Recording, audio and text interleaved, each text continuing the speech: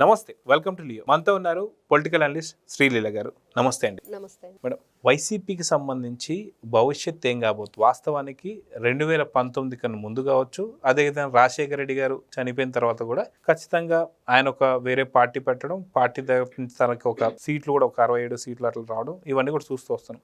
అటువంటిది వాస్తవానికి వాళ్ళు ఒక పదవిలోకి వచ్చిన తర్వాత, అంటే వాళ్ళ ప్రభుత్వం వచ్చిన తర్వాత ఆ పార్టీకి సంబంధించి సీట్లు ఇంకా పెరుగుతాయి. కానీ అనూహ్యంగా అసలుకి అలాంటి పార్టీకి సంబంధించి 151 స్థానం నుంచి 11కు పడిపోవడం, సరే అక్కడితో ఆగిందా అంటే ఇప్పుడు ఈ 16 నెలల్లో అనూహ్యమైనటువంటి ఒక పరిణామాలు మనం చూస్తూ వస్తున్నాం. సో రానున్నటువంటి ఒక వైసీపీ భవిష్యత్తు ఏం కానుంది అంటే, ఒక పక్కన కేసులు, ఇంకో పక్కన వలసలు, ఎలా చూడాలి? వైఎస్ఆర్సీపీ పార్టీ మీరు అంటున్నట్లుగా జగన్మోహన్ రెడ్డి తండ్రి రాజశేఖర రెడ్డి, ఆయన ముఖ్యమంత్రిగా 2 సార్లు చేశారు. మధ్యలో యాక్సిడెంట్ అయింది, ఏం జరిగింది అన్నీ చూసాం. తర్వాత జగన్మోహన్ రెడ్డి గారు ఏం చేశారు, ఆయన లైఫ్ ఏంటి, ఇవన్నీ చూసిన తర్వాత 2019లో ఏం జరిగింది, మరి ఏ విధంగా సీఎం అయ్యారు, ఎవ్వరూ కూడా ఊహించలేదు 151 స్థానాలు వస్తాయని. మరి 151 స్థానాలు వచ్చిన తర్వాత వీళ్ళు ఏం చేశారు? ఈ రోజున మీరంటున్నట్లుగా అసలు పార్టీ వలసలు ఇవన్నీ కూడా జరగటానికి కారణం ఏంటి అని అంటే, కేసులు ఇవన్నీ కూడా వీళ్ళు 2019 నుంచి 24 వరకు ఏం చేశారు, ఈ రోజున కూటమి ప్రభుత్వం వచ్చాక కూడా ఏం చేస్తున్నారు. కేవలం ఈ 2 కారణాలే వాళ్ళ పతనానికి కారణమయ్యాయి. ఫస్ట్ నుంచి మనం చూస్తున్నాం, వాళ్ళు అధికారంలో ఉన్నప్పుడు అరాచకం సృష్టించారు, విధ్వంసం చేశారు, 3 రాజధానులు అన్నారు, అమరావతి రైతుల్ని మహిళల్ని ఎంత దారుణంగా హింసించారో చూసాము. రాష్ట్రంలో కూడా ఎక్కడ శాంతి భద్రతలు కానివ్వండి, చట్టం న్యాయం ధర్మం కానివ్వండి, ఏది కూడా లేదు. అంటే ధర్మం వంటికాల మీద నడిచింది అంటాం కాదు, జగన్మోహన్ రెడ్డి అధికారంలోకి వచ్చిన తర్వాత కుంటికాల మీద నడిచింది అన్న చందంగా తీసుకొచ్చాడు. అంతకంటే దారుణం ఇంకేదైనా ఉంటుందా?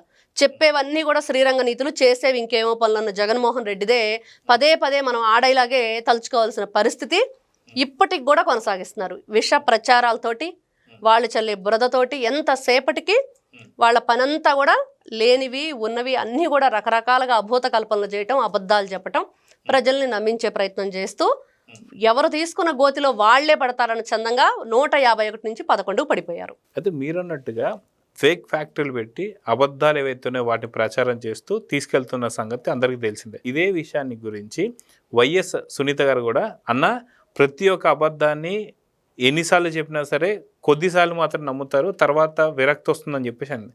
అయినా సరే ఇప్పటికీ, అంటే దాదాపు మీరు అన్నట్టుగా 151 స్థానం నుంచి 11 స్థానం పడిపోయిన తర్వాత వైసీపీ మారిందా, ఫేక్ ప్రచారం మానేసిందా అంటే ఏమంటారు? ఇక్కడ అదే ఇప్పుడు వాళ్ళు 2024 మనం ఎందుకు పతనం అయ్యాము, 11కి ఎందుకు పడిపోయాము అనేది ఆలోచన లేకుండా, లేదు మేమేంటో చూపిస్తాం, ఎగరేస్తాం అని చెప్పేసి రోజా లాంటి వాళ్ళు కానివ్వండి, ఈ రోజున పేర్ని నాని, భూమన కరుణాకర్ రెడ్డి, ఇట్లా కొంతమంది ఎవరైతే వైఎస్ఆర్సీపీ పార్టీలో అంబటి రాంబాబు, జగన్మోహన్ రెడ్డిని దిక్కులేని వాళ్ళలాగా చేస్తున్నారు ఆ పార్టీని, జగన్మోహన్ రెడ్డిని. వీళ్ళందరూ కలిసి గతంలో తప్పు చేశాము, అధికార మదం అంటే కళ్ళు నెత్తికెక్కి ప్రవర్తిస్తున్నారు అన్నట్లుగా ప్రవర్తించి అసెంబ్లీని ఎంత దారుణంగా గౌరవ సభని కౌరవ సభలా మార్చి, అంటే కౌరవులు 100 అనుకున్నాం కానీ వీళ్ళు 151 మంది ఉండి ఎంత నీచంగా దిగజారిపోయిన వాళ్ళ ప్రవర్తన, అవహేళన చేయటం, అవమానించటం ఒకటి కాదు, ఇంకా చెప్పుకుంటూ పోతే వీళ్ళ అరాచకాలకు అద్దుబద్దు లేకుండా పోయింది. ఈ రోజున మరి 11కు పడిపోయిన తర్వాత కూడా మేము ఎందుకు పడిపోయాం, ఏంటి కారణం అనేది కూడా వెతుక్కోకుండా, లేదు ఏదో జరిగింది, ఇంకేదో జరగబోతుంది, అంతా కూడా మాయ చేశారు, ఇంకేదో చేశారంటూ మళ్ళీ అవాకులు చవాకులు అబద్ధాలు. వాళ్ళ పేపర్ కానివ్వండి, వాళ్ళ ఛానల్ ఈ రోజున అమరావతి దేవతల రాజధాని అంటే వేసల రాజధాని అనేంత నీచంగా దిగజారిపోయి ఉన్నారు. అంటే గతంలో ఎలా ఉన్నారో అదే ధోరణి, అదే మాటలు. ఇంకా ఇలా ఉన్న వ్యక్తులు మరి ఏ విధంగా వాళ్ళని వాళ్ళు మేము ఏంటి ఏం చేశామనేది ఆత్మ విమర్శ అనేది లేకుండా, ఇప్పుడు అవంతి శ్రీనివాస్ ఎందుకు వెళ్ళిపోయాడు, ఇవన్నీ నచ్చకే కదా. మరి రాజశేఖర్ కానివ్వండి, మొన్న వచ్చిన ఎమ్మెల్సీలు 3 ఎందుకు వచ్చేసారు, 6 నెలల క్రితం వాళ్ళు రాజీనామా చేస్తే మీరు ఎందుకు యాక్సెప్ట్ చేయలేదు? భయమా, వణుకా? అంటే మీకు భయం పుడుతుందా? వణుకే ఎందుకు వస్తుంది భయం? వెళ్ళిపోతే ఏంటి మీకు? మీరే చెప్పారు కదా జగన్మోహన్ రెడ్డి సింగిల్ సింహం అని. మరి అలాంటి సింహం ఎందుకు భయపడుతుంది? అంటే అదే కాకుండా జగన్మోహన్ రెడ్డి గారికి ఆత్మైనటువంటి విజయసాయి రెడ్డి గారు, అదే విధంగా చాలా దగ్గర బంధువు అయినటువంటి బాలినేని శ్రీనివాస్ గారు. అవును. సో ఇలాంటి వాళ్ళందరూ మీరు అన్నట్టుగా చాలా మంది వలసల మీద వలసలు వెళ్తూనే ఉన్నారు. అదే విధంగా చూసుకుంటే ఇప్పుడు సకల శాఖ మంత్రి పైన టార్గెట్ కూడా చేశారని చెప్పి అర్థమవుతుంది. సో సకల శాఖ మంత్రి సజ్జలు కూడా బయటకు వస్తే ఏంటి పరిస్థితి? ఇదే కాకుండా ఓ పక్కన స్కాములు, కేసులు, ఇంకో పక్కన వలసలు. సో భవిష్యత్తులో ఏది ఎలా ఉండబోతుంది? ఎందుకంటే ఇప్పుడు చూస్తున్న స్థానిక ఎన్నికల్లో కూడా వైసీపీ పోటీ చేయదు అంటే వాళ్ళకి ధైర్యం లేక ఆ మాట అంటున్నారా, లేదా భవిష్యత్తు ఎలా ఉండబోతుంది అంటే ఏం చెప్తారు? ఇక్కడ జగన్మోహన్ రెడ్డి జైలుకి వెళ్ళటం ఖాయం అనేది ప్రతి ఒక్కరూ చెప్పుకుంటున్నమాట. మొన్న జడ్పీటీసీ ఎలక్షన్ పులివెందుల్లో ఏం జరిగిందంటే డిపాజిట్లు కూడా రానిమాట. మరి అలాంటిది ఆ పార్టీ ఉంటుందా, అసలు నిలబడుతుందా లేదా అంటే ఆ పార్టీ నిలకడ లేదు, ఇంకా మనుగడ లేదు, ఇంకా ఉండబోదు. కాబట్టి ఆ పార్టీ అధ్యక్షుడు జగన్మోహన్ రెడ్డి జైలు పాలవటం ఖాయం. ఆ 151 మందిలో ఎంత మంది అవినీతి ఎన్ని రకాలుగా చేశారో ఒక్కొక్కటిగా బయటకు వస్తుంది. అంటే భగవంతుని కూడా వీళ్ళు వదిలిపెట్టకుండా భగవంతుని డబ్బులు కూడా కొట్టేశారు అంటే ఇంకా ఇంతకంటే నీచం ఇంకేముంటుంది? కాబట్టి వీళ్ళందరూ కూడా గతంలో చేసిన తప్పులు, ఇప్పుడు చేస్తున్న తప్పులు, అబద్ధాలు, ఆ పిచ్చి రాతలు కానివ్వండి, ఆ పిచ్చి మాటలు కానివ్వండి, వీటన్నిటికీ ఏంటి అంటే వైఎస్ఆర్సీపీ పార్టీ ఇక ఉండదు అనేది మాత్రం ఖాయం. కాబట్టి ఆ పార్టీ ఇంకా ఏ మొహం పెట్టుకుని రేపు వాళ్ళు ఎలక్షన్లో నిలబడతారు? ఈ రోజున పులివెందుల్లో వాళ్ళది తేటతెల్లం అయిపోయింది. లేదు ఇదంతా కూడా వాపు కాదు అని చెప్తారు కదా, బలుపేనని చెప్పి అట్లాంటి మాటలే కానీ అదేదో తెలిసిపోయింది అక్కడ. మరి తెలిసిపోయినప్పుడు ఇంకేం చేస్తారు? రేపు మళ్ళీ ఇంకోసారి పరువు తీసుకోలేడు జగన్మోహన్ రెడ్డి. పదే ఇప్పుడు అసెంబ్లీకి ఎందుకు రావట్లేదంటే మనం చూసాం, తనకు ధైర్యం లేదు కాబట్టి, మాట్లాడలేడు కాబట్టి. రేపు అదే పరిస్థితి అక్కడ కూడా.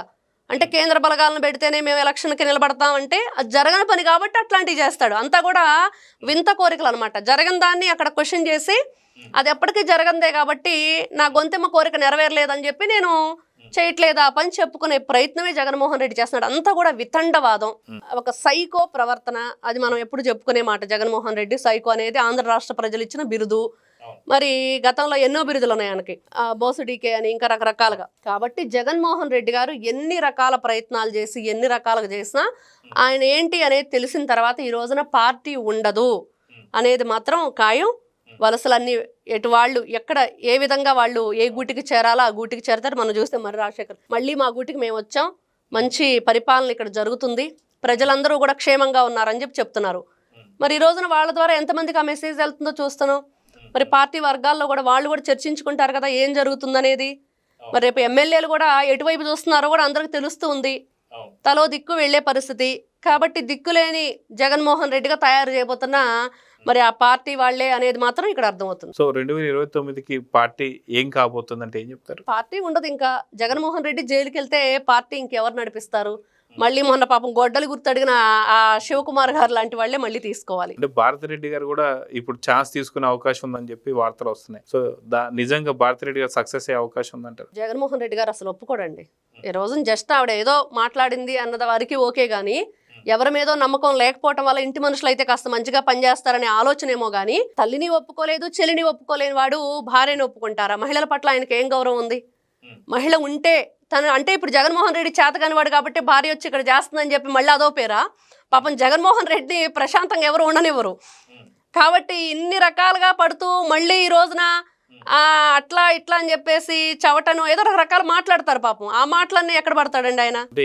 మొత్తానికి పార్టీ అయితే ఉండదు. భారతిరెడ్డి గారిని అయితే జగన్మోహన్ రెడ్డి ఒప్పుకోరు. ఇంకా ఫైనల్ గా ఏం జరుగుతుందో 2029 జగన్మోహన్ రెడ్డి గారు మళ్ళీ జైలు యాత్ర చేయాల్సిందే. సో చూద్దాం ఖచ్చితంగా. మొత్తానికి పార్టీ పగ్గాలు ఏం కాబోతున్నాయి, అది కాక 2029 దాకా పార్టీ ఉంటుందా ఉడుతుందా? సో కేసుల మీద కేసులతో అందరూ కూడా జైలు పరారు అవుతుందా? మీరన్నట్టుగా వైసీపీ వాళ్ళందరూ కూడా జైలు యాత్ర చేయాల్సిందేనా అంటే అవుననే సమాధానం వినిపిస్తుంది. సో చూద్దాం జరగబోతుందో. నమస్తే. నమస్తే. Please subscribe to Leo news for more videos.